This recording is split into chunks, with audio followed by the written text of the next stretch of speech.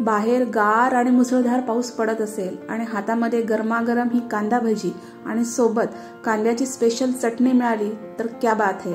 तर आजच्या व्हिडिओमध्ये आपण ही कुरकुरीत अशी कांद्याची भजी कशी करायची ते बघणार आहोत आणि त्यासोबतच सिंहगडवर मिळते ती स्पेशल कांद्याची चटणी कशी करायची ते पण बघणार आहोत। नमस्कार, मी अदितीज बुक ऑफ रेसिपीज मध्ये तुमचं पुन्हा एकदा खूप खूप स्वागत करते।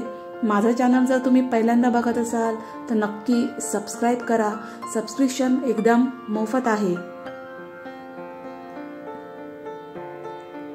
पावसाळा म्हटलं की कांदा भजीची आठवण ही होतेच होते आणि पावसाळ्याच्या सीझन मध्ये एकदा तरी प्रत्येक घरी कांदा भजी केली जाते। तर आज मी एक स्पेशल याच्यामध्ये इन्ग्रेडियंट घातला आहे की त्याच्यामुळे कांदा भजीची चव ही खूप छान लागते। रेसिपी मी व्हिडिओमध्ये नीट समजावून सांगितलेली आहे, त्यामुळे व्हिडिओ तुम्ही शेवटपर्यंत बघा।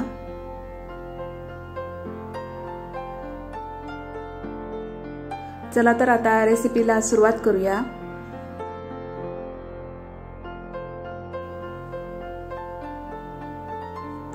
इथं मी हे 7 कांदे घेतलेले आहेत। हे मीडियम आकाराचे कांदे आहेत। वजनी जवळजवळ अर्धा किलो हे कांदे आहेत। तर कांदा कसा कापायचा हे आधी आपण बघूया। तर कांद्याचा पाठचा भाग आणि पुढचा भाग कापून घेऊन वरचा पूर्ण साल काढून घ्यायचा आहे। हे बघा, भजीसाठी कांदा जो आपण कापतो तर तो मोकळा मोकळा असला पाहिजे। तर त्याच्यासाठी आपल्याला काय करायचंय की कांद्याच्या मागच्या बाजूने हे असं जे असतं जिथून कांद्याच्या सगळ्या पाकळ्या चिकटलेल्या असतात तर ते आधी प्रथम आपण काढून घेतलं पाहिजे। तर हे असं कट करून तो भाग पूर्ण कापून टाकायचा, म्हणजे कांद्याच्या ज्या पाकळ्या आहेत त्या सगळ्या मोकळ्या होतात।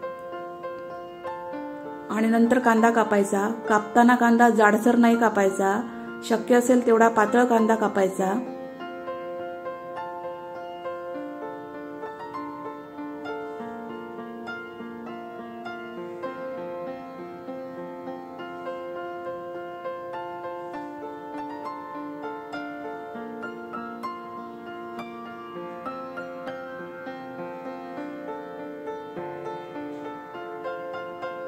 आणि कांदा साल काढून घेतल्यानंतर त्याच्यावर तो पाण्याने नाही धुवायचा आहे, त्याला चांगलं फक्त पुसून घ्यायचं आहे, कारण पाण्याने धुतलं तर त्याच्यामध्ये पाणी राहतं।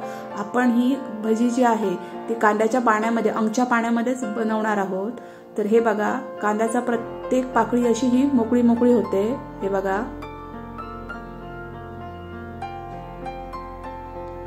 मस्त असा मोकळा असा हा कांदा कापलेला आहे। असा कांदा कापून घ्यायचा।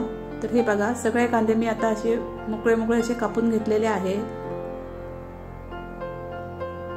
आता याच्यामध्ये मी चवीप्रमाणे म्हणजे जवळजवळ 1 चमचा आणि त्याच्यावर थोडंसं असं मीठ घातलेलं आहे। आणि मीठ ह्या कांद्याला मी व्यवस्थित एकत्र करून घेतलेलं आहे। हे बघा,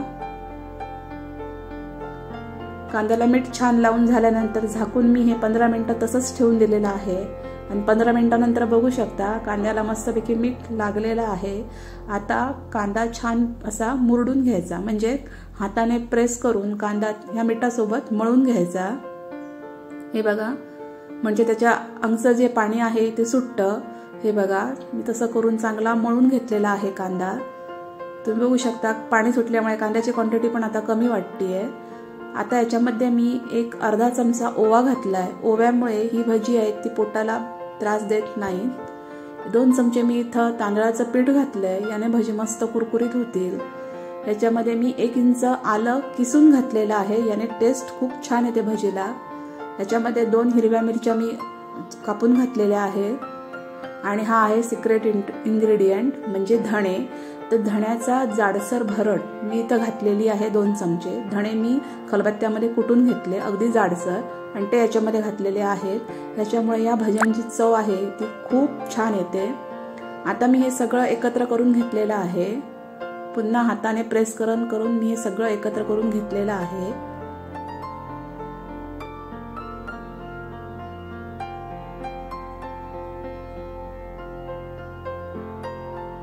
आता याच्यामध्ये बेसन ऍड करायचं। तर जवळजवळ हे 2 कप बेसन आहे।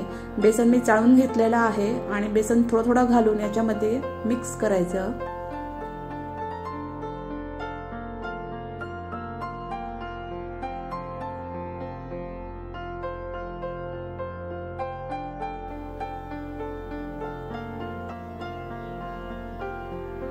मिठामुळे कांद्याचं पाणी खूप छान सुटलेलं आहे आणि त्याच्यामध्येच हे बेसन आपण भिजून घेत आहोत।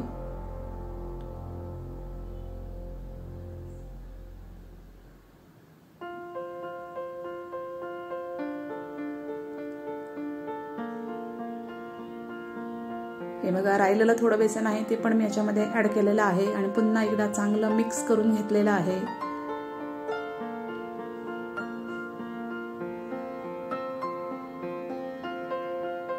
खूप जास्त बेसन पण नाही वापरायचं, म्हणजे तळल्यानंतर भजी अशी कांद्यापेक्षा त्याच्यामध्ये बेसनच जास्त लागतं। तर बेसनचं प्रमाण पण योग्य असलं पाहिजे। साधारणतः आपण जेवढा किलो कांदा घेतो त्याच्या निम्मेहून थोडंसं कमी बेसन लागतं, हे अंदाज आहे। हे बघा, मी बेसन असं व्यवस्थित कांद्यामध्ये व्यवस्थित मळून घेऊन एकत्र करून घेतलेलं आहे।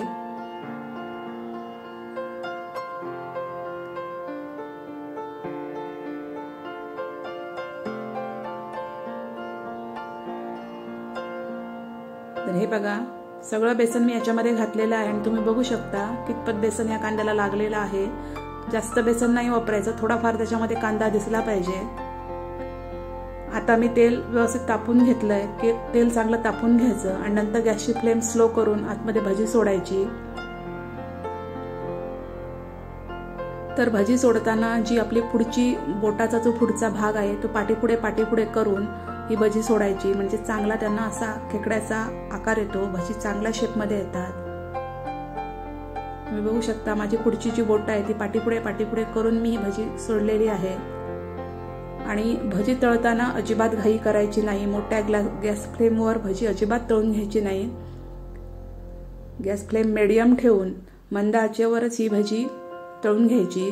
मंद म्हणजे गॅस फ्लेम एकदम कमी पण नको, मीडियम गॅस फ्लेमवरच ही भजी तळली गेली पाहिजे।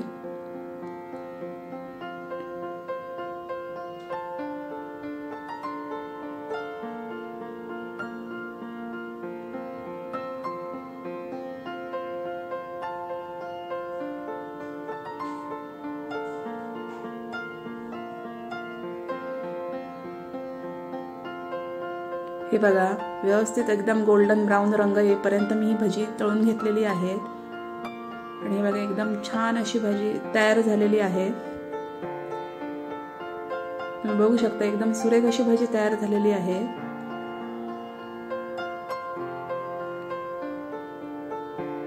भजी कच्ची नाही काढायची, तर ती मऊ पडतात। तर चला आता आपण ही सिंहगडची स्पेशल कांद्याची चटणी कशी करायची ते बघणार आहोत। तर इथे मी 2 कांदे आहेत ते बारीक चिरून घेतलेले आहेत। चॉपरमध्ये जर हे चिरून घेतले तर खूप छान। आता याच्यामध्ये मी 3 चमचे ही बेडगी मिरची पावडर घातलेली आहे, याने सुरेख लाल रंग येईल ह्या चटणीला।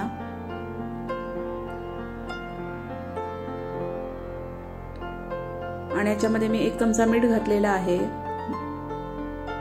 आणि याच्यामध्ये थोडा लिंबाचा रस घातलेला आहे। जर तुम्ही सिंहगडवर गेला असाल तर तिथे भजी सोबत ही चटणी दिली जाते, खूप छान लागते ही चटणी आणि खूप फेमस पण आहे।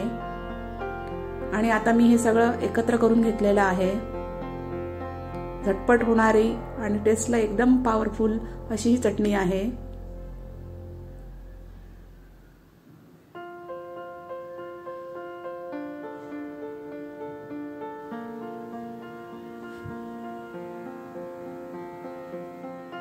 आता याच्यावर झाकण ठेवून ही 5 मिनिटांसाठी मी तसाच ठेवून दिलेला आहे।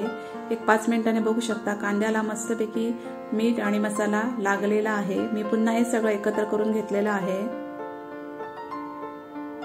कांदा जेवढा बारीक चिराल तेवढी ही चटणी खूप छान लागते। आता मी याच्यावर एकदम कडकडीत असं तेल ओतलेलं आहे। तेल चांगलं गरम करून घ्यायचं आणि एकदम कडकडीत तेल या चटणीवर ओतायचं। जवळजवळ 1.5 पळी मी याच्यामध्ये हे तेल ओतलेलं आहे। तेल ओतल्यानंतर कांद्याचा चर असा आवाज येतो आणि तेल ओतल्यानंतर पुन्हा एकदा मी हे एकत्र करून घेतलेलं आहे।